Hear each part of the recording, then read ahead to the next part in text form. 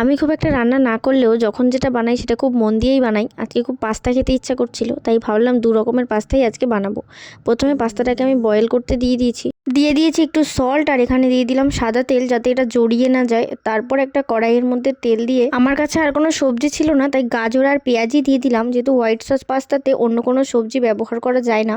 আজকে আমি তোমাদেরকে দেখাবো চিজ বাটার ছাড়াই কিভাবে এত হেলদি একটা হোয়াইট সস পাস্তা বানানো যায়। তার জন্য আমি এখানে কড়াইতে সাদা তেল দিয়ে দিয়েছি 2 চামচ মতো ময়দাটা বেক করার সময় দেখতে হবে কোনোভাবেই যাতে এটা পুড়ে না যায়। একটু ব্রাউনিশ হয়ে আসলে এখানে আমি দিয়ে দিলাম 2 কাপ মতো দুধ।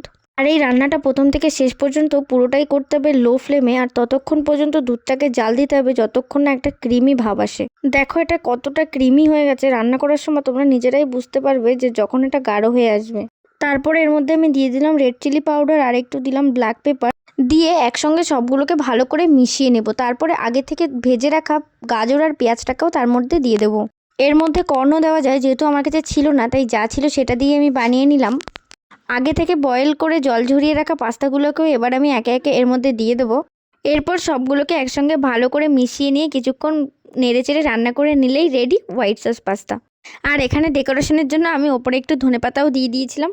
এবার আমি বানাবো নর্মালি প্রত্যেকদিন আমি যেমন পাস্তা বানিয়ে খাই তেমনই। তার জন্য আমি এখানে টমেটো, গাজর, পেঁয়াজ আর এখানে ধনেপাতা সব কেটে নিয়েছি। সেম প্রসেসে আবারও সাদা তেল গরম করে তার মধ্যে প্রত্যেকটা ভেজিটেবলগুলোকে আমি ভেজে নেব।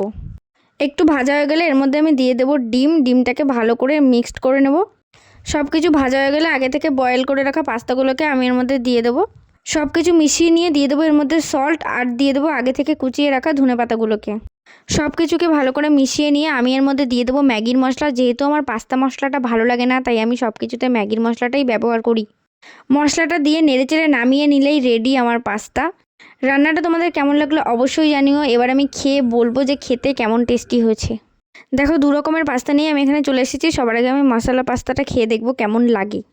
আমার কাছে তো আমার রান্না সবসময় ভালো লাগে, আর আজকেও আমার কাছে অনেক সুন্দর লেগেছে। চলো এবার হোয়াইট সস পাস্তাটা খেয়ে দেখি। 1 বছর পরে কিছু রান্না করলে তো নিজের কাছে ভালো লাগবেই বলো, তাই কনফিউশন দূর করতে চলে গেলাম ভাইয়ের কাছে। ভাই তো প্রথম বিশ্বাসই করছিল না যে আমি বানিয়েছি, প্রথমে ভেবেছিল কোথাও থেকে অর্ডার দিয়ে নিয়ে এসেছি। তারপরে অনেক করে বিশ্বাস করালাম, দিয়ে ও খেয়ে তো বললো যে খুবই ভালো লেগেছে, আর ওর পছন্দ হয়েছে মানে আমার রান্না সার্থক হয়েছে। বাই।